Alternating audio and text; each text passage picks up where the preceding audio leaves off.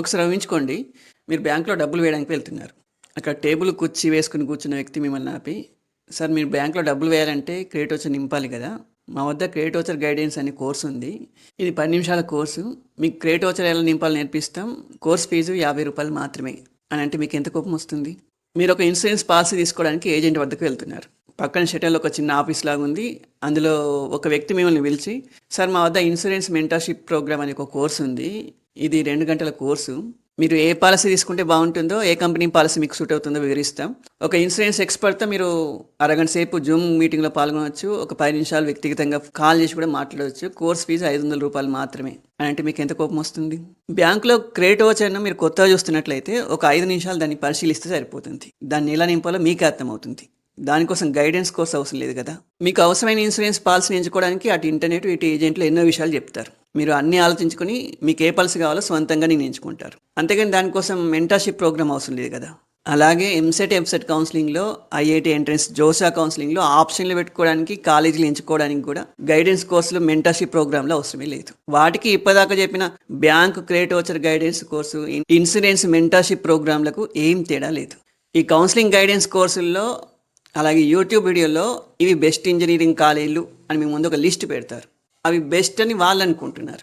వాళ్ళకున్న సమాచారం ప్రకారం, వాళ్ళకున్న ఆలోచన పరిధి మేరకు, లేకుంటే వాళ్ళు ప్రమోషన్ కోసం డబ్బులు తీసుకున్నారు కాబట్టి అవి బెస్ట్ ఇంజనీరింగ్ కాలేజీలు. అవి మాత్రమే బెస్ట్ అని మనం అనుకుంటే అది మన మూర్ఖత్వమే అవుతుంది. ఇంకొందరు అయితే మా వద్ద రీసెర్చ్ టీం ఉంది, మేము అన్ని కాలేజీలు తిరిగాము, కాలేజ్ డైరెక్టర్స్తో మాట్లాడాము, అక్కడ స్టూడెంట్స్ నుండి ఎంతో డాటా కలెక్ట్ చేసాము, ఎంతో కష్టపడి మీ ముందు ఈ లిస్ట్ పెడుతున్నామని చెప్తారు. అవన్నీ అబద్ధాలే. మంచి ఇంజనీరింగ్ కాలేజీలు ఎన్నో ఉంటాయి.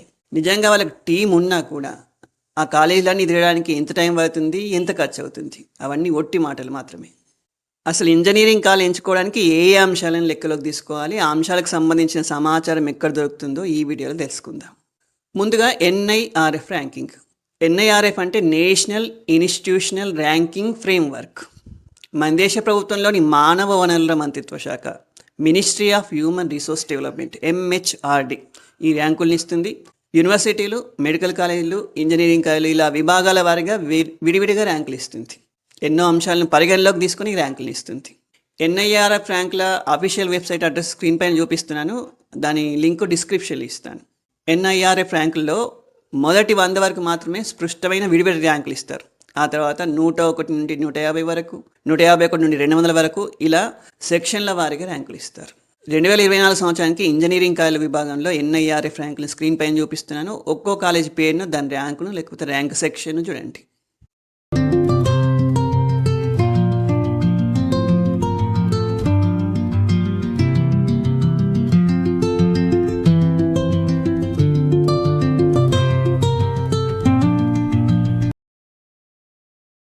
ఎన్ఐఆర్ఎఫ్ ర్యాంకుల విషయంలో అంత ఓకే, కానీ ఆ ర్యాంకులు ఇవ్వడానికి ఈ అంశానికి ఇన్ని పాయింట్లను ఒక లెక్క ఉంటుంది.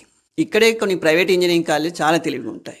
ఈజీగా ఎక్కువ పాయింట్లు వచ్చే అంశాలను బాగా మెరుగుపరుచుకుంటాయి. అలా మెరుగుపరుచుకుంటే మంచిదే కదా మీరు అనవచ్చు. మంచిదే, కానీ అవి తెలివిగా అలా చేయడం వల్ల వాటికంటే మంచి ఇంజనీరింగ్ కాలేజీ కూడా ఒక్కోసారి ఆ ర్యాంకింగ్లో వెనుకబడిపోతుంటాయి. ఇక ఇంజనీరింగ్ కాలేజీ ఎంచుకోవడానికి అందరూ లెక్కలోకి తీసుకునే అంశం ప్లేస్మెంట్స్, శాలరీ ప్యాకేజీలు. ఇంటర్మీడియట్ కాలేజీలు ఐఐటి ర్యాంకులు, నీట్ ర్యాంకులతో ఏ విధంగా ప్రచారం చేసుకుంటే అచ్చం అలాగే ఇంజనీరింగ్ కాలేజీలు కూడా శాలరీ ప్యాకేజీలు, ప్లేస్మెంట్లతో ప్రచారం చేసుకుంటాయి. ప్లేస్మెంట్లు, శాలరీ ప్యాకేజీలకు సంబంధించిన సమాచారం ఇంజనీరింగ్ కాలేజీల అఫీషియల్ వెబ్సైట్లో మనకు లభిస్తుంది. కానీ అఫీషియల్ వెబ్సైట్లో కొన్ని ఇంజనీరింగ్ కాలేజీలు పూర్తి డేటాతో నిజం చెప్తాయి, కొన్ని ఇంజనీరింగ్ కాలేజీలు అఫీషియల్ వెబ్సైట్లో కూడా అబద్ధాలు చెప్తాయి. యూట్యూబర్లు, కౌన్సిలింగ్ గైడెన్స్ ఇచ్చేవాళ్ళు, థర్డ్ పార్టీ వెబ్సైట్లు శాలరీ ప్యాకేజీలు, ప్లేస్మెంట్ల ఆధారంగా ఇంజనీరింగ్ కాలేజీలకు ర్యాంకులు ఇస్తుంటారు. ఈ కాలేజీలో చేరాలనుకునే చాలామంది పిల్లలు, వాళ్ళ తల్లిదండ్రులు ఇవన్నీ నిజాలనుకుని అదే భ్రమంతో ఆ కాలేజీని ఎంచుకుంటారు. ప్లేస్మెంట్లు, శాలరీ ప్యాకేజీల కోసం కాలేజీ రిప్యుటేషన్ ఒక్కటే పనిచేయదు. కాలేజీ కంటే స్టూడెంట్స్ పైన ఎక్కువ ఆధారపడి ఉంటుంది. ఆ 4 సంవత్సరాలు మీరు టైంను ఎలా సద్వినియోగం చేసుకున్నారు, కంప్యూటర్ స్కిల్స్తో పాటు కమ్యూనికేషన్ స్కిల్స్ని ఎలా పెంచుకున్నారనేది చాలా ముఖ్యం, మర్చిపోకండి. శాలరీ ప్యాకేజీలకు సంబంధించి ఆ కాలేజీ వాళ్ళు మా హైయెస్ట్ శాలరీ ప్యాకేజ్ ఇంత అని చెప్తారు, కానీ యావరేజ్ శాలరీ ప్యాకేజ్ ఎంతో చెప్పరు. ఆ కాలేజీలో ఫైనల్ ఇయర్ బ్యాచ్లో ఒక 1000 మంది ఉన్నా అనుకుందాం. అందులో ఒక్కరికి 50 లక్షల ప్యాకేజ్ వచ్చింది. మరి మిగతా 999 మంది సంగతి ఏంటి? కొన్ని కాలేజీలు మంచి ప్యాకేజీలు ఉన్న 10 మంది శాలరీ ప్యాకేజీలు మాత్రమే చెప్తాయి. మరి మిగతా 990 మంది సంగతి ఏంటి? ఆ విషయాన్ని ప్రస్తావించవు. కొన్ని కాలేజీలో ఎన్ని జాబ్ ఆఫర్లు వచ్చాయో చెప్పుకుంటున్నాయి తప్ప ఎంత శాతం మందికి వచ్చాయో చెప్పడం లేదు. ఆఫర్లలో కొంతమందికి ఒకటి కంటే ఎక్కువ ఆఫర్లు వస్తాయి. దాంతో అసలు ఉద్యోగం వచ్చిన వాళ్ళ సంఖ్య మొత్తం ఆఫర్ల సంఖ్య కంటే తక్కువగా ఉంటుంది. కొన్ని కాలేజీలు ఎంత శాతం మందికి ఆఫర్లు వచ్చాయో నిజాయితీగా చెప్పుకుంటున్నాయి. కానీ చాలా కాలేజీలు 80% అని, 90% అని, 100% ప్లేస్మెంట్లు అని చెప్తున్నాయి. 100% అంటే ప్లేస్మెంట్ల కోసం ఇంటర్వ్యూలో కూర్చున్న వాళ్ళందరికీ అని అర్థం. అంతేగాని ఆ బ్యాచ్లో ఉన్న వాళ్ళందరికని కాదు. జాబ్ సెలక్షన్లో కూర్చోడానికి ఆ కాలేజీ వాళ్ళు ఏదైనా టెస్ట్ పెట్టి తీసుకోవచ్చు, లేదా బీటెక్లో మొదటి 3 సంవత్సరాల్లో మొత్తం మార్కులు కట్ ఆఫ్ పెట్టవచ్చు, లేదా కొంత ఫీజుతో ప్లేస్మెంట్స్ ప్రోగ్రామ్స్ అని ఏదైనా కోర్స్ పెట్టవచ్చు.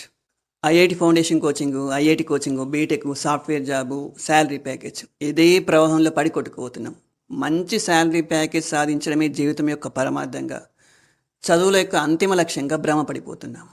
లక్షల జీతంతో కంప్యూటర్ ముందు కూర్చొని కొన్ని సంవత్సరాలు పనిచేసిన తర్వాత ఏదో ఒక రోజు ఒక్క క్షణం ఆగిపోయి ఇదంతా ఏంటి అని అనిపించినప్పుడు మీ కళ్ళ నుండి బయటకు వచ్చే ఒక్క కన్నీటి చుక్క జీవితం అంటే ఏంటో మీకు చెప్తుంది.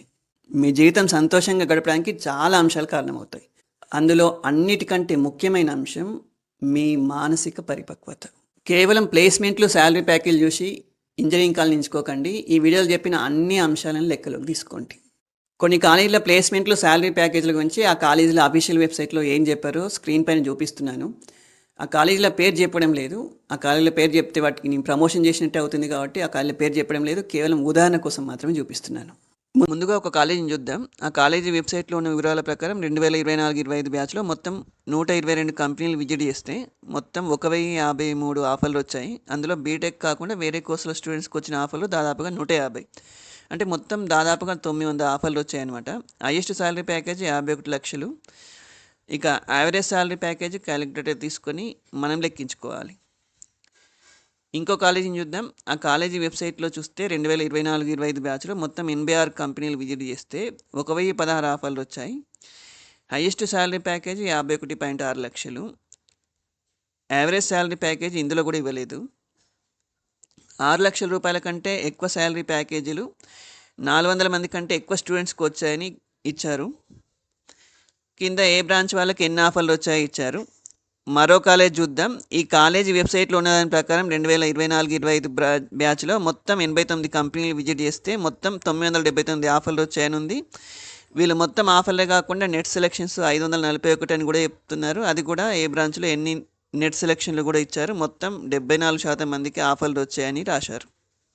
ఇక కాలేజీలు ఎంచుకోవడానికి చూడాల్సిన అంశాల్లో మూడవ అంశం, ఆ కాలేజీలో ల్యాబ్ కానీ ఇతర అకాడమిక్ సదుపాయాలు కానీ ఎలా ఉన్నాయి, చదువుకునే వాతావరణం ఎలా ఉంది, ఆ కాలేజీలో కరికులర్, కరికులర్ యాక్టివిటీస్ ఎలా ఉన్నాయి, కేవలం చదివే కాకుండా కళలకు, క్రీడలకు ప్రోత్సాహం ఎలా లభిస్తుంది, క్యాంపస్ వాతావరణం ఎలా ఉంది, ఇవన్నీ తెలుసుకోవడానికి మీకు 3 దారులు ఉన్నాయి.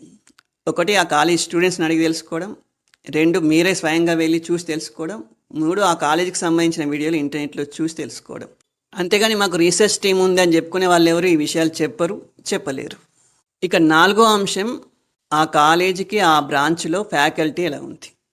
ఇది కూడా చాలా ముఖ్యమైన విషయం. ఆ కాలేజీకి సంబంధించిన స్టూడెంట్స్ మాత్రమే ఆ విషయం చెప్పగలుగుతారు తప్ప వేరే ఎవరు చెప్పలేరు.